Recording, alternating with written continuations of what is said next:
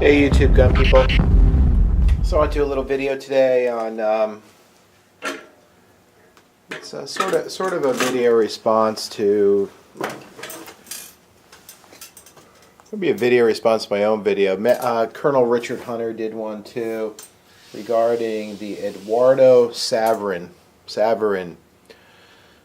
citizenship renunciation. He renounced his U.S. citizenship to avoid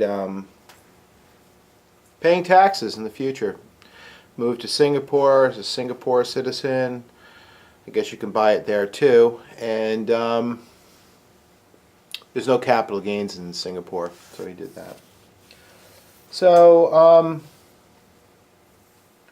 I did a video on it, and I wanted to sort of wrap it up, get a little summary of people's responses, how I view the situation, and how I kind of thought it was very, very interesting how people responded, and that a lot of the responses really sum up, I think, some of the fundamental problems in the country, and perhaps why we are in the situation we are today. So I'll just call him Eddie Saverin. Eddie renounced his U.S. citizenship. I think that's insulting. He was born in Brazil, came to the U.S., became a citizen, made a fortune here. He was already wealthy, but made a fortune from Facebook, a U.S. corporation.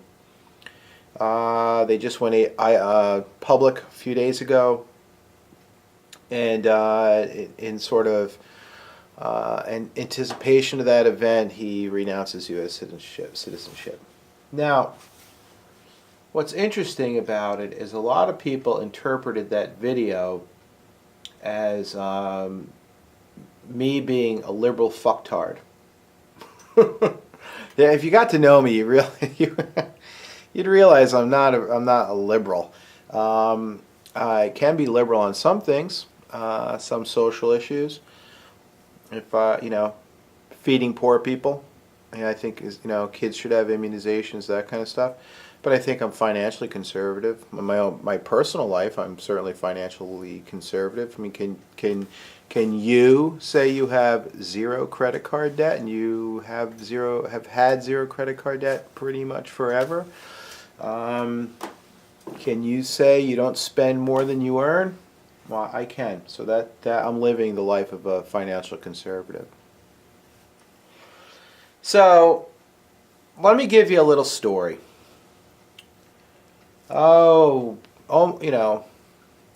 Many moons ago, there was this group of guys that wore powdered wigs and fought the British for their freedom and to establish a new country which would have guaranteed rights and freedoms.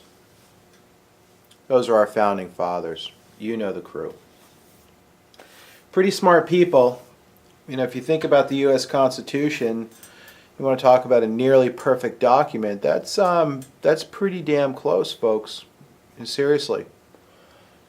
Lots of foresight, lots of thinking, lots of really deep thought, and the ability to get those thoughts down on paper.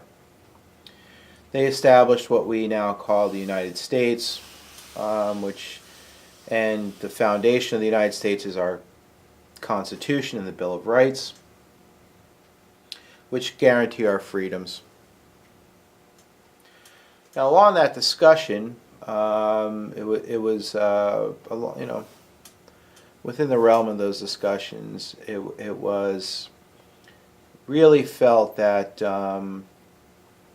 at some level you needed a federal government, because individual states couldn't really, and that concept continued to evolve, couldn't really get some of the tasks done that you might need to depend them for. For instance, defense of the country.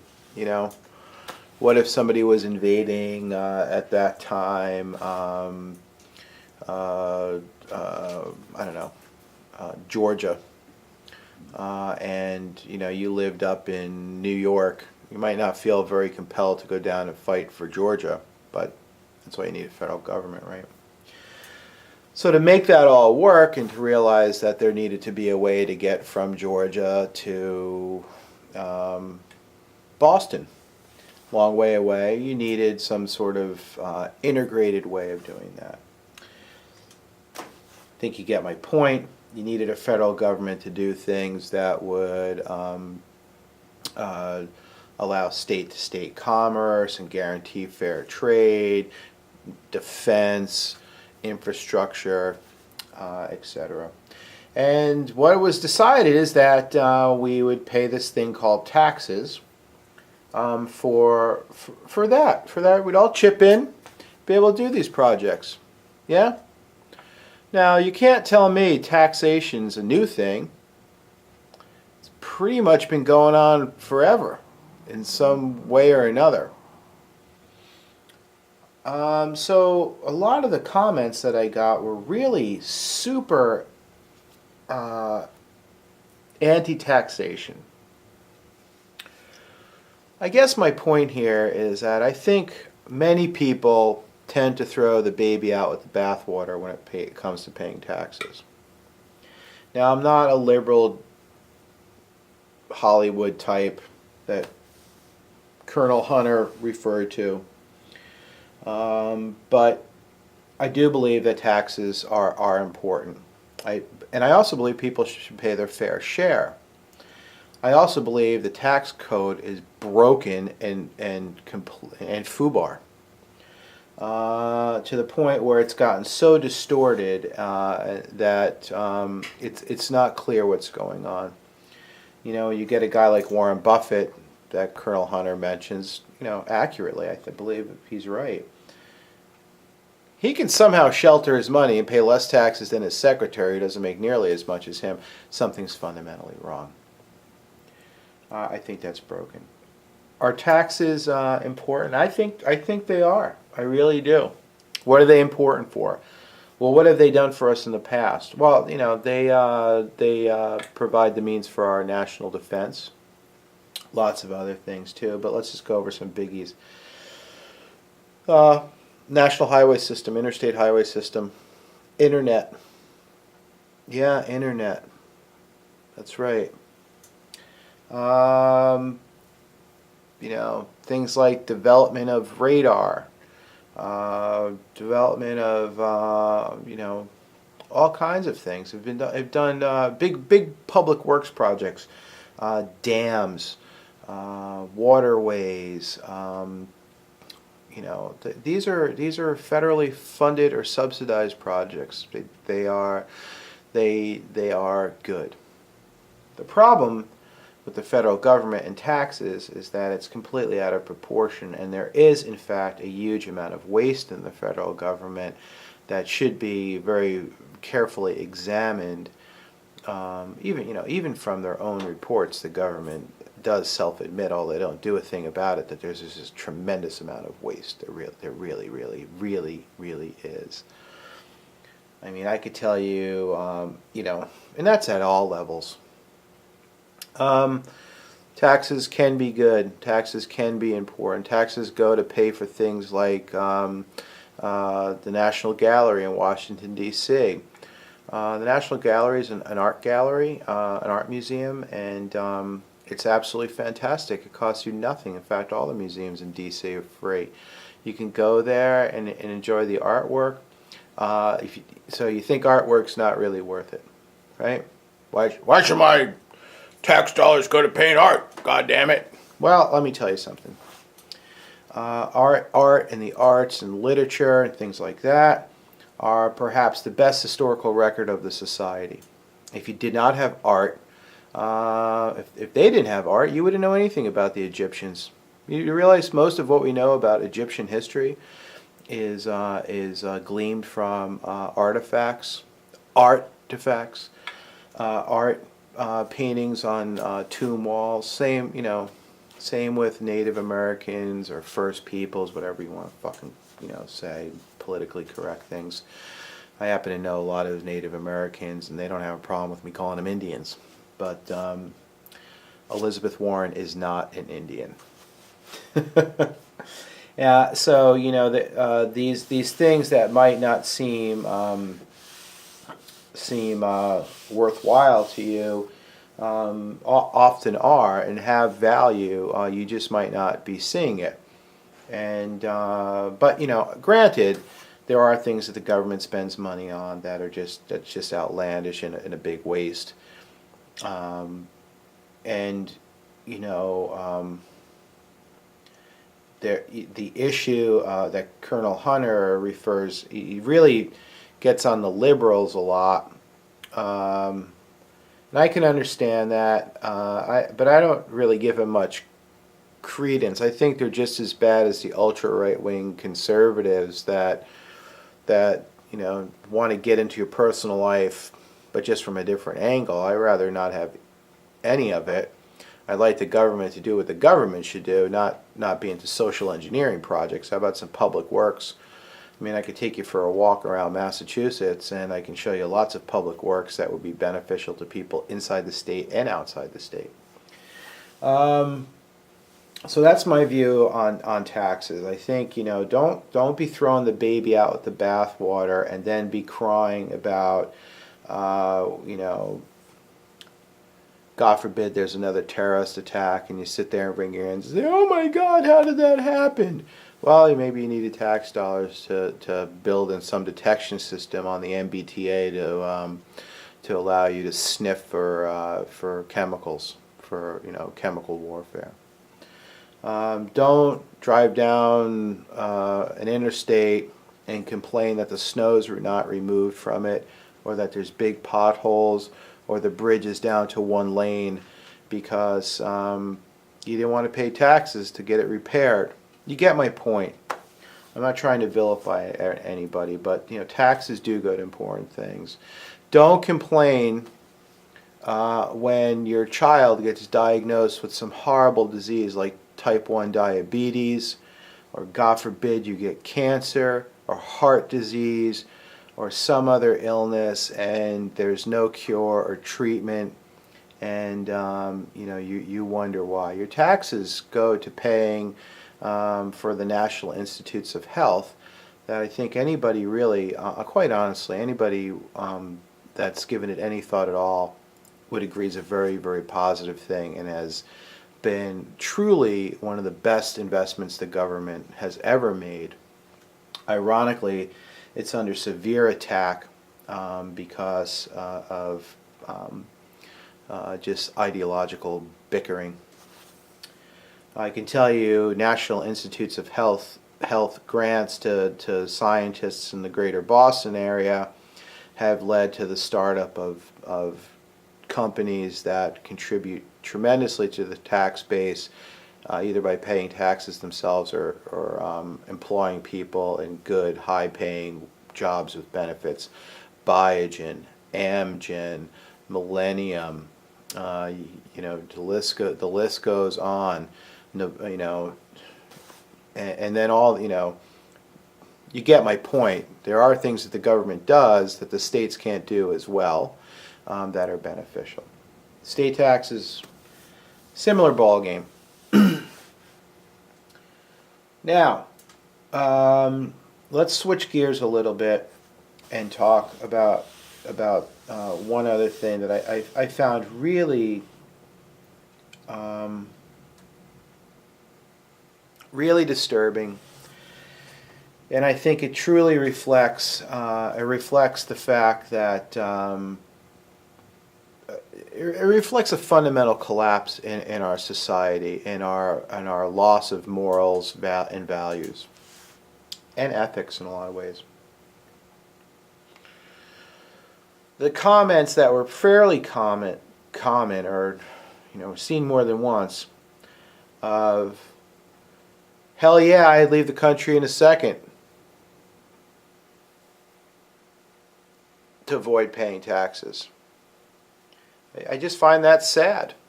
How very selfish of you.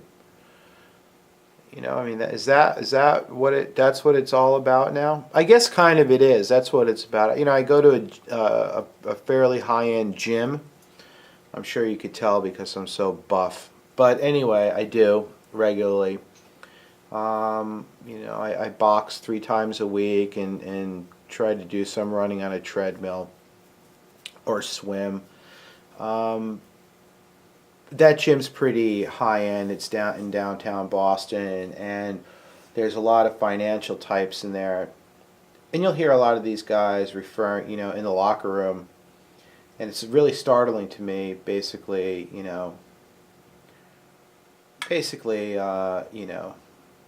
using terms like, essentially just willing to fuck over clients that they're supposed to be looking out for their best interest in because they want to make money off of them. They want to eat their young. Eat their young is a term I heard. That's one I actually commented about, and the guy looked appalled that I actually said, I think you're a complete douchebag for talking about people that you actually work for like that, and you should be fired. He looked pretty appalled. He didn't know what to say. You start thinking that everybody else thinks like you create a dangerous scenario for yourself. Fundamental disconnect where you start worshiping money over anything else. Sense of duty, sense of country, moral and ethical obligations. In my view, when that happens, the collapse of the society is not far behind. I'm a big fan of Beckett. I like Waiting for Godot is one of my favorite plays. Waiting for Godot has this great quote in it, something to the effect of, let us not speak ill of this generation. Essentially it's no different than any other generation.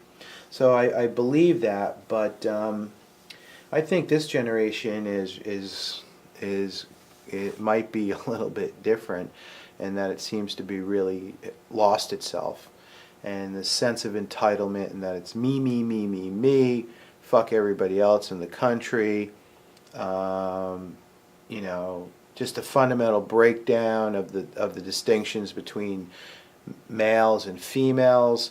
If you say there's a female role, women do, or have particular, and men do particular duties and tasks and and obligations in terms of how they interact with the world and, for instance, raise kids, then all of a sudden you're like a woman-hating jackass. Well, I'm not. I just feel that, I think moms are important. I think dads are important. There's no denying they perform different roles. There's lots of overlap, but I think you have a breakdown. A fundamental breakdown of the family results in a fundamental breakdown in your sense of morals, ethics, and obligations. And then you wind up with the me generation. It's all about me. I don't care about anybody else. All about me, to the point where young kids nowadays, will take pictures, boys will take pictures of their girlfriends naked, and on their cell phone, or the girls will do it and text it to them, for Christ's sakes, and they show it off to their buddies because it's all about them, and they need that real desire to be cool. It's gross. It's a fundamental breakdown. Fundamental breakdown. The fact that you would leave the country, and not in the case of Eddie Saverin, but that you would, as a U.S. citizen, claim that you would leave the country to avoid paying taxes in a heartbeat. Selfish. Selfish, self-centered. You have no sense of anything or anybody except yourself. I don't have much regard for you, to be honest with you.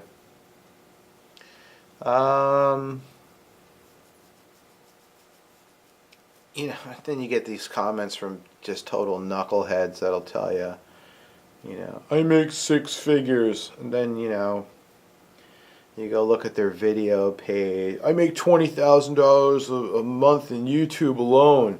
And they have like 5 subscribers. How are you making 20 grand a month off of YouTube with 5 subscribers? Do you think everybody is as stupid as you are?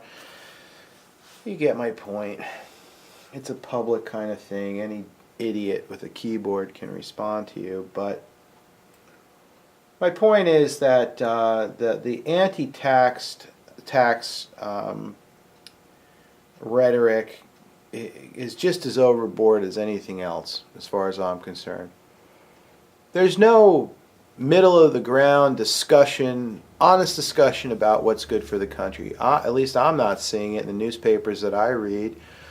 So I read the Wall Street Journal, Boston Globe, Economist. I'm not seeing any discussion what's good for the country.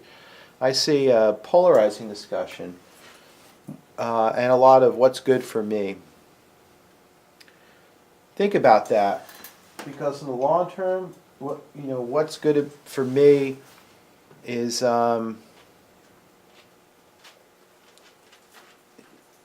may reflect badly on our country. After all, if everybody thought it that way from the very beginning, going back to the days of Washington, Jefferson, Hamilton, we wouldn't have the United States now.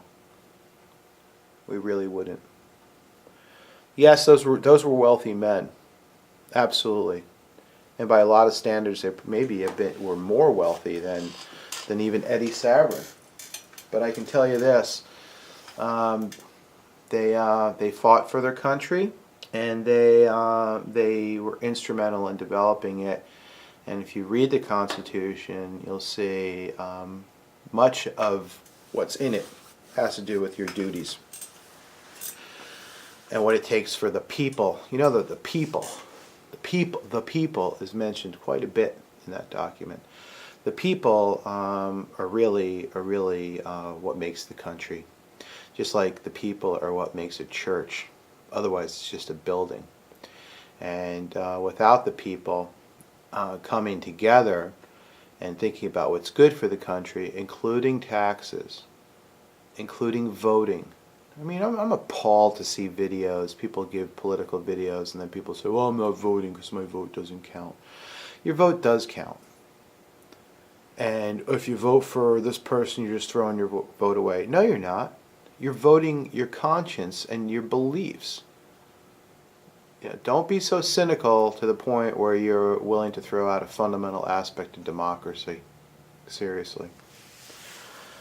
So, having said all this, I think I'm going to beg off political videos for a while because they just freak everybody out, and it just freaks a lot of people out. So, I'm wondering if it's, give it a rest, talk about guns and fun stuff.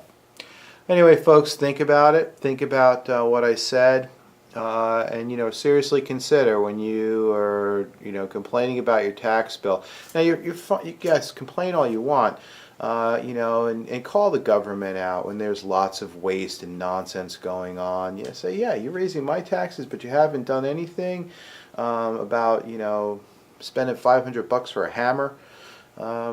Yes, absolutely. Government waste and fraud should not be tolerated. I think we're all on the same page. But remember, it goes to lots and lots of important things. And it's not just a liberal issue. It's not just a conservative issue. It's a country issue. You need a tax base to have a country. Otherwise, you don't have a country.